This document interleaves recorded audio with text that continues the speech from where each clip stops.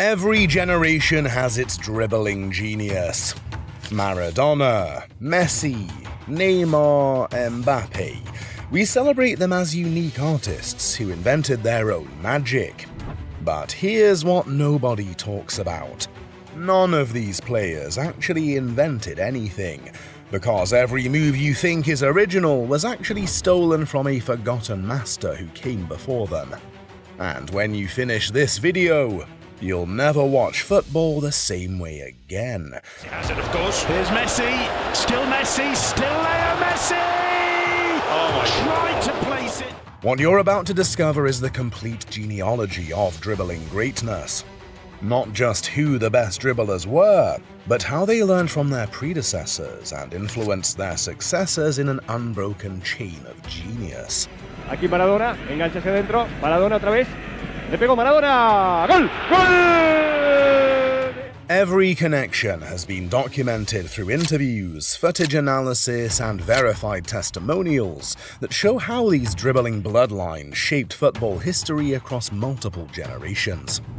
We'll explore the Argentine Trinity that spans 50 years of genius, the Brazilian, Portuguese, French evolution of explosive dribbling, and how legends create legends. But first, let me show you why understanding these connections changes everything about football history. Always on the move. Cristiano Ronaldo, great feet. Cristiano Ronaldo, that is stunning! But what happens if someone told you that the most explosive dribblers in history all learned from the same Brazilian master? The bloodline of power dribbling. Ronaldo Nazario, Cristiano Ronaldo, Kylian Mbappé. Ronaldo Nazario, the original phenomenon. Explosive acceleration from standing starts. Body feints that sent defenders to different time zones. The ability to change direction at full speed. Power combined with technical perfection. This wasn't just dribbling, it was physics-defying artistry.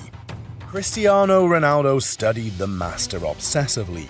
Ronaldo was my idol. I watched his videos every day. Adopted the explosive stepovers, perfected the shoulder feints, mastered the art of dribbling at pace. Added his own athletic supremacy to the formula. The evolution was clear. Ronaldo Nazario's natural genius became Cristiano's calculated perfection. The Brazilian's instinctive brilliance became the Portuguese's systematic dominance. Now Kylian Mbappé carries the torch.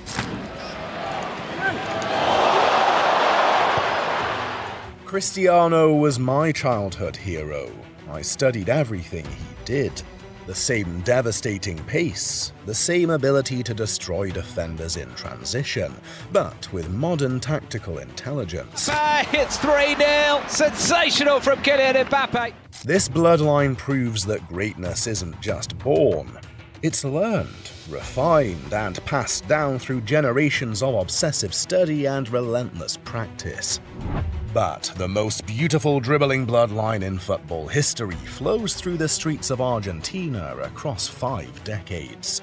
The holy trinity of Argentine genius: Ricardo Bochini, Diego Maradona, Lionel Messi. Ricardo Bochini, the forgotten master, Independiente legend from the 1970s and 80s. Close control in impossible spaces, the ability to dribble through entire teams. Vision that saw passes others couldn't imagine. Bochini was the template for everything that followed. Diego Maradona worshipped Bochini. Bochini was my idol. He was the player I most admired. Studied Bochini's close control obsessively.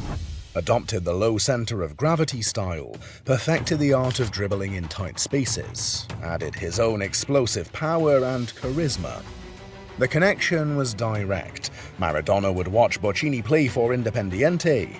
He'd study every touch, every movement, every decision. Then he'd go practice those same moves until they became instinct. Lionel Messi completed the Trinity. Maradona was my inspiration. I watched his videos constantly. The same low center of gravity, the same close control in traffic, the same ability to accelerate through tiny gaps, but with modern consistency and longevity. The evolution is breathtaking.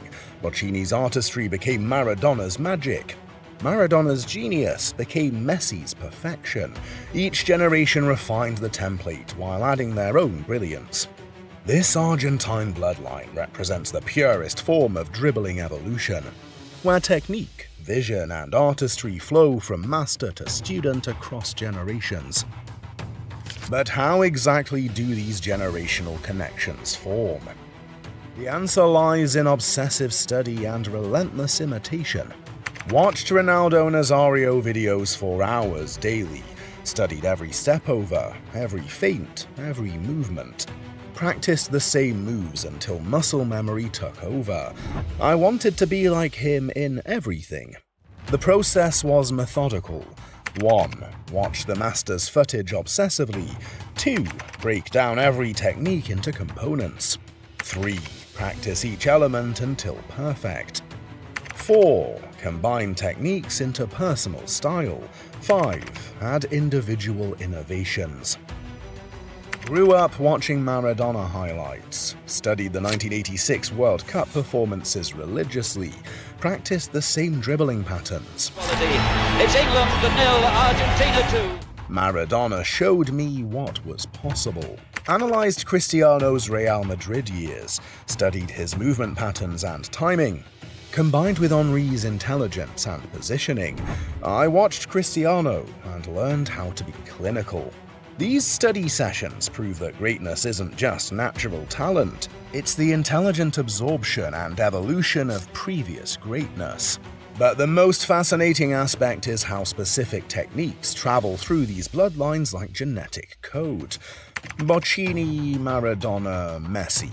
Low center of gravity for stability. Close control with both feet. Ability to change pace instantly. Vision to see through defensive lines. Ballon repoussé. Techniquement, The technique evolution.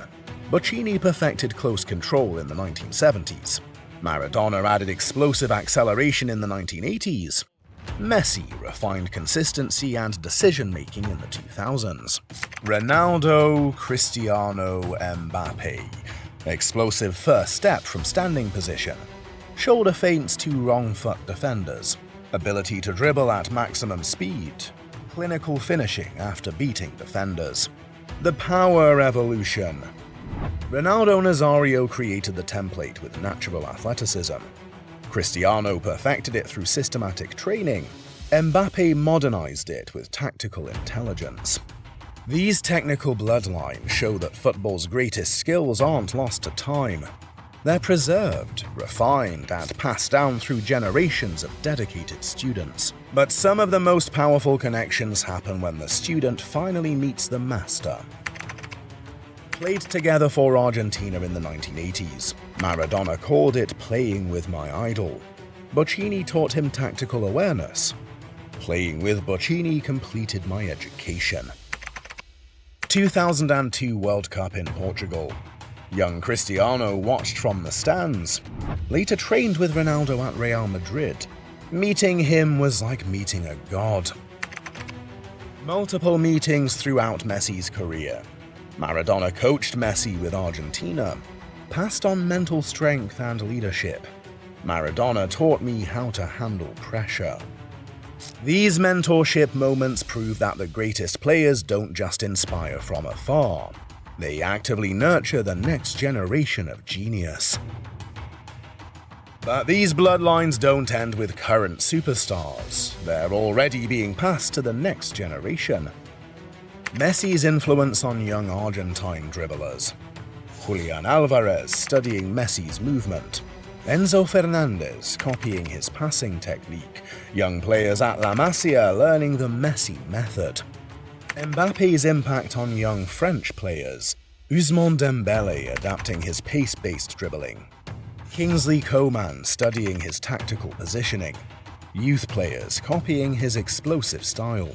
These bloodlines are now worldwide. Brazilian players studying Ronaldo Nazario footage. Spanish players learning from Messi's Barcelona years. African players copying Mbappé's direct approach. The bloodlines continue to evolve, ensuring that the greatest dribbling techniques will never be lost to history.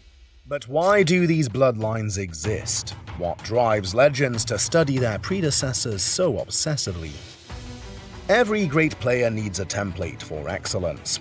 Heroes provide proof that greatness is possible. Studying legends reveals the path to immortality. Imitation becomes innovation through personal evolution. Each player saw their predecessor and thought, if he can do it, so can I. But they didn't just copy, they improved. They took the template and added their own genius. Each generation refined the power dribbling formula. Ronaldo, natural phenomenon. Cristiano, systematic perfection.